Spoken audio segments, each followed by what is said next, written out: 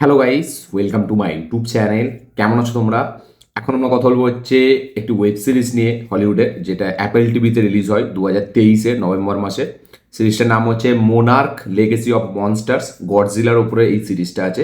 শুধু গডজিলা না, গডজিলা কং, আমরা যে সিনেমাগুলো দেখি কং ভার্সেস গডজিলা বা গডজিলা নিউ এম্পায়ার, ঠিক আছে? তো সেইগুলো নিয়ে এটা একটা গোটা সিরিজ আছে।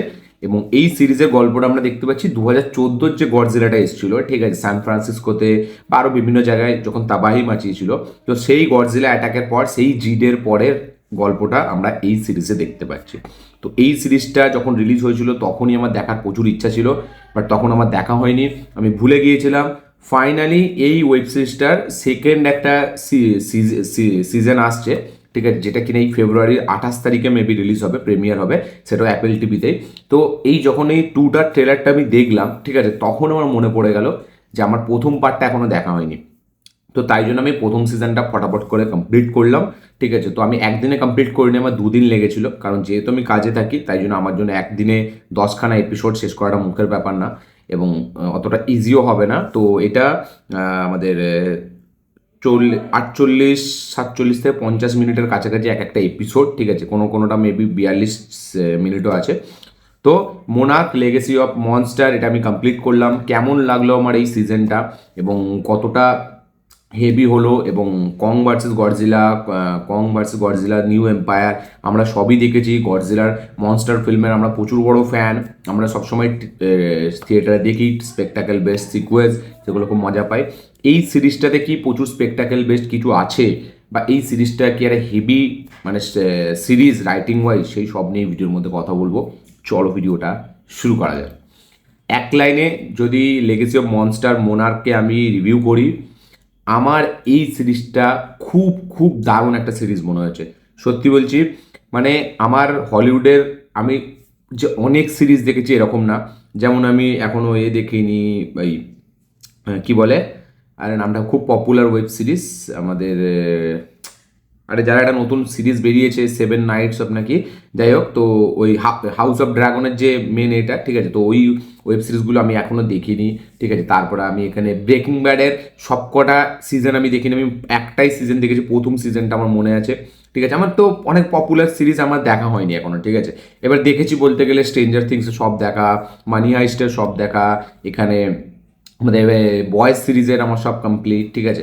এবার ডেয়ার ডেভিল কমপ্লিট, আমাদের মার্ভেলের বাকি সিরিজগুলো অনেক কমপ্লিট, ঠিক আছে, সব কটাই শেষ।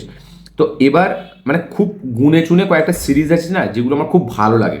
তার মধ্যে পরে হচ্ছে সব থেকে ফার্স্ট, যেটা হচ্ছে ডেয়ার ডেভিল, যেটা আমার খুবই পছন্দের একটা ওয়েব সিরিজ। আমি এত ওয়েব সিরিজ দেখেছি, ডেয়ার ডেভিল আমার সব থেকে বেস্ট একটা ওয়েব সিরিজ মনে হয় আমার দেখা যতগুলো ওয়েব সিরিজ আছে। আচ্ছা, সেকেন্ড আমার মনে হয় স্ট্রেঞ্জার থিংস, আমার খুবই ভালো লাগে স্ট্রেঞ্জার থিংসের, আমি খুব বড় ফ্যান, ঠিক আছে। তো ডেয়ার ডেভিল ব্যাপক লাগে, স্ট্রেঞ্জার থিংস ব্যাপক লাগে, বাট ডেয়ার ডেভিলের মাপের ওয়েব সিরিজ কিন্তু সত্যি বলছি আমি এখনো দেখিনি। আমি ভাবতাম যে ডেয়ার ডেভিল যেই লেভেল আপনাকে এঙ্গেজ, যেই লেভেলে আপনাকে ইনভেস্ট করে রাখবে, আপনি সেই শোটার সাথে যেভাবে জুড়ে থাকবেন, যে কানেকশন, সেটা আমাকে এখনো পর্যন্ত হলিউডে কোনো সিরিজ দিতে পারে। সেটা স্ট্রেঞ্জার থিংস অনেকটা অবধি দিয়েছে আমাকে, ঠিক আছে, সেটা আমি বলবো। বাট ডেয়ার ডেভিল যেটা দিয়েছে সেটা পুরোটা যে নাও দিতে পারলে, বাট স্ট্রেঞ্জার থিংস যথেষ্ট আমাকে দিয়েছে। আর একটা ওয়েব সিরিজ, সেটা ছিল স্কুইড গেম, প্রথমেরটা, ঠিক আছে, মানে প্রথমেরটা আমাকে দারুণ ইনভেস্টেড, দারুণ কানেকশন আমার তার সাথে ছিল, ঠিক আছে, এবং আমাকে ভালো লাগছিল, আমি মিস করতে চাইছিলাম, আমি সঙ্গে সঙ্গে দেখতে চাইছিলাম। বাট এই মোনার্ক লেগেসি এমন একটা ওয়েব সিরিজ যেটা আমি এখনো পর্যন্ত বলবো যে আমার দেখা এখনো পর্যন্ত বেস্ট ওয়েব সিরিজ। মানে যেই লেভেল অফ আপনাকে স্ক্রিন প্লের সাথে এঙ্গেজ করে রাখবে, যেই লেভেল অফ সিরিজটা রাইটিং, যেই লেভেল অফ আপনাকে মানে কানেকশানটা যেভাবে আপনার সিরিজটার সাথে আপনার থাকবে, সেটা অসাধারণ। মানে আপনি মানে একটা যেন ওই মানে ওই যে এটা মানে যে ঘটনাটা এখানে দেখাচ্ছে গডজিলার, আপনার মনে হবে আপনি সেইখানে আছেন। এতটা সুন্দর রাইটিং, এতটা সুন্দর সিকোয়েন্সগুলোকে ডিজাইন করা। দেখুন, এই সিরিজটা অনেকজন হয়তো এই হিসাবে দেখতে আসবে, যেহেতু গডজিলা সিরিজ, গডজিলা কং, আমরা বিভিন্ন মনস্টারকে দেখতে পাবো, আলাদা আলাদা টাইটান্সদের আমরা দেখতে পাবো।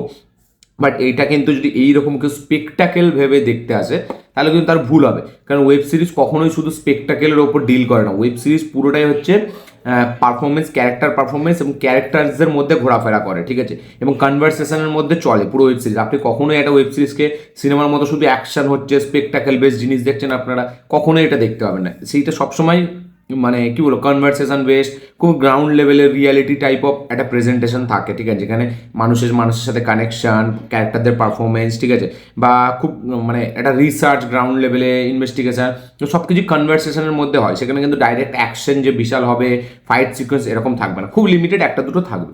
এবার এই মোনার্কেও কিন্তু সেরকম, মোনার্কে কিন্তু মানে হিউম্যানদেরকেও বেশি ফোকাস করেছে, হিউম্যানদের রিলেশনশিপ, হিউম্যানদের মধ্যে যে কমপ্লেক্সিটি, ঠিক আছে, বা হিউম্যানদের মধ্যে যে কী বলবো একটা যে ইন্টেলেকচুয়াল যারা হিউম্যান আছে তাদেরকে যেভাবে এখানে দেখিয়েছে, ঠিক আছে, তো পুরোটাই হিউম্যান ইমোশনের ওপর খেলেছে। এখানে কিন্তু শুধু আপনি মনস্টার টাইটান্স দেখবেন তাই জন্য এসছেন তাহলে কিন্তু ভুল হবে, বাট তাও কিন্তু যে বিল্ড আপ, যে একটা টাইটান আসবে, ঠিক আছে, তার যে গামা রেডিয়েশন, এই সব জিনিসগুলো যে বিল্ড আপ, মানে সেটা হেভি লাগে। এবং এই বিল্ড আপটার কারণে পুরো সিরিজটা আপনি শেষ করে ফেলবেন, আপনার মনে হবে না, মানে এতটা এঙ্গেজিং ওয়েব সিরিজ, প্রত্যেকটা এপিসোড এতটা হুক করে রাখবে আপনাকে যে আপনি বুঝতেই পারবেন না সিরিজগুলো কখন শেষ হচ্ছে, মানে ওই এপিসোডগুলো কখন শেষ হচ্ছে। আমি তো মানে থরলি এনজয় করেছি, আমার ব্যাপক লেগেছে ওয়েব সিরিজটা।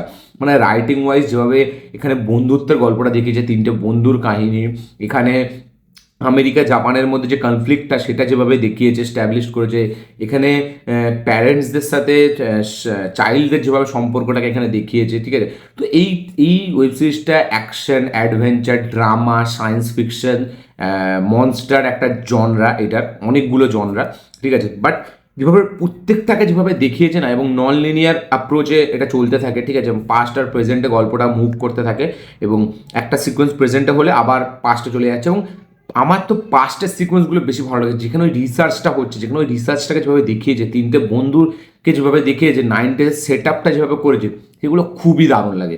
মানে আমি তো থরলি এনজয় করেছি, এবং সত্যি বলছি এমন একটা সিরিজ, আমি না যখন সিরিজটা আমার কাজ হচ্ছে, মানে ধরো কোনো কাজ আছে, আমি সিরিজটা অফ করে চলে গেলাম, আমি খালি ভাবছি কখন আমি পুরো ফ্রি টাইম পাবো এবং সিরিজটা আমি কমপ্লিট করবো। এবং দেখুন গডজিলা, কং, এদেরকে দেখবো, এদের একটা আলাদা এক্সাইটমেন্ট কাজ করছেই, বাট তার সাথে এরকম একটা ড্রামা, এতটা সুন্দর ওয়েল রিটেন একটা ড্রামা, এতটা সুন্দর ডেভেলপ করা স্ক্রিপ্ট, সত্যিই বলছি খুব ব্যাপক। মানে ড্রামাটাকে হেভিভাবে হ্যান্ডেল করেছে, মানে স্ক্রিপ্টটাকে দারুণভাবে লিখেছে, ঠিক আছে, প্রত্যেকটা ক্যারেক্টারের মধ্যে যে ইমোশনগুলো আমরা দেখতে পাই খুবই হেভি।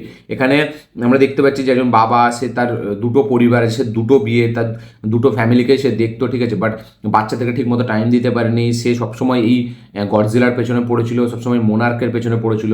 তো সেখানের জন্য তার মেয়েরা, তার ছেলেরা কি ফিল করছে, ঠিক আছে, এখানে আমরা দেখতে পাচ্ছি তিনটে বন্ধুর কাহিনী, যার মধ্যে একটা বন্ধু তাদের বাকি দুজনকে হারিয়েছে, ঠিক আছে, বা তাদের আগে একসাথে থাকার যে মুহূর্তগুলো, বা তো এখানে যে জিডের যে অ্যাটাকের যে সিকোয়েন্সটা যেভাবে দেখাচ্ছে, তো ভিজুয়ালিও খুব স্টানিং লাগে দেখতে, পুরো সিনেমাটিক ট্রিটমেন্ট আপনি পাবেন যে কটা ভিজুয়াল এখানে দেখায়।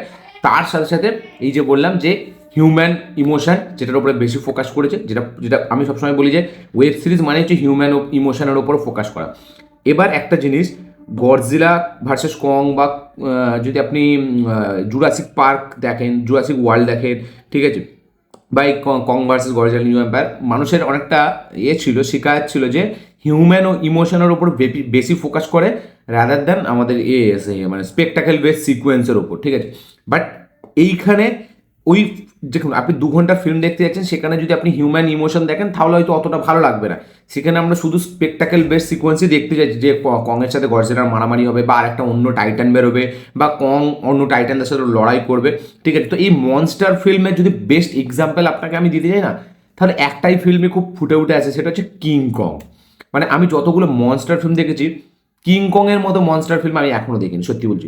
কং তবুই সেটাকে অনেকটা লেভেল অব্দি নিয়ে গেছিলো, ওই যে বাকি যে ওই মানে কি জুরাসিকের মতো যে কি টিরেক্স না যারা ছিল, যারা কি মানুষকে মেরে দেয়, কংয়ে যে আপনারা দেখবেন দুটো এরকম থাকবে স্কাল আইল্যান্ডে, ঠিক আছে, যারা ওইরকম খুব ডেঞ্জারাস। তো কংয়ে আমি তাও বলবো সেটা কিছুটা এগিয়ে নিয়ে গেছিলো, বাট কিং কং এর মতো মনস্টার ফিল্ম কিন্তু এখনো তৈরি হয়নি। Well written, well executed, well presented একটা ফিল্ম, এতটা স্পেকটাকেল বেস্ট, হেভি, দারুণ, মানে ব্যাপকভাবে লেখা ছিল। সেখানে হিউম্যান ইমোশনটাকে যেভাবে মানে কি বলবো একটা স্পেস দিয়েছিল, অ্যাট দ্য সেম টাইম এই মনস্টারের যে ব্যাপারটা সেটা খুব দারুণভাবে মানে সিন দিয়েছিল, মানে সিকোয়েন্সগুলো হেভিভাবে ডিজাইন করা। সেখানে যেরকম টিরেক্সের সাথে ফাইট হচ্ছে, বা সেখানে একটা মানে যখন কি কংটা আসছে তার যে ওয়ার্ল্ড বিল্ডিং, তার যে বিল্ড আপ, তো সেগুলো অসাধারণভাবে ডিজাইন করা। তো কিংকং আমার মনে হয় মনস্টার জগতের one of the finest and one of the best film, আমার যেটা মনে হয়। মানে টেরিফিক লাগে, ওই ফিল্মটার এতটা রিপিট ভ্যালু আছে, মানে অত্যাধিক সুন্দর একটা ডিজাইন করা একটা ফিল্ম। যেখানে হেভিভাবে প্রেজেন্ট করা হয়েছিল, মানে সেখানে হিউম্যান ক্যারেক্টার বলি বা কিংকংটাকে বলি, প্রত্যেকের পারফরমেন্স না পুরো একদম অথেন্টিক, একদম খুব মারাত্মক লেভেলে লাগে। মানে কিংকংটা যেভাবে ওখানে পারফরমেন্স দিয়েছিল ওই মনস্টারটা কংটা, সেটাও এক্সট্রাঅর্ডিনারি ছিল। তো আমার কিংকংয়ের মতো হেভি ওয়েল রিটার্ন ক্যারেক্টার বা ওয়েল রিটার্ন ফিল্ম আমার, বা ওয়েল মানে প্রেজেন্টেড টেকনিক্যালি খুবই স্ট্রং একটা ফিল্ম আমার এখনো পর্যন্ত কোনো মনস্টার ফিল্ম মনে হয়। হ্যাঁ, আর একটা ফিল্ম আমি বলবো সেটা হচ্ছে গডজিলা। প্রথম যে গডজিলা, মানে প্রথম বলাটা ভুল, 2000-এ যে গডজিলাটা বেরিয়েছিল, যেখানে আমরা দেখবো যে একজন ফিশিং করবে এবং জলটা এরকম উঠে আসবে, ওই যে সিকোয়েন্সটা ভাই, ওই যে ফ্রেমটা, ওই যে শর্ট টেকিং, মানে আলাদা। দেখুন ভিএফএক্সে করা আমরা জানি, বাট যখন আপনি সিনেমাতে দেখবেন না, মানে সেই বড় পর্দা মানে আলাদাই একটা এক্সপিরিয়েন্স দেয়। তো আমার তো গডজিলা এবং কিংকং মনস্টার জগতের সব থেকে বেস্ট ফিল্ম মনে হয়। সব মানে ওদের ধারে কাছে কোনো ফিল্ম যেতে পারবে না।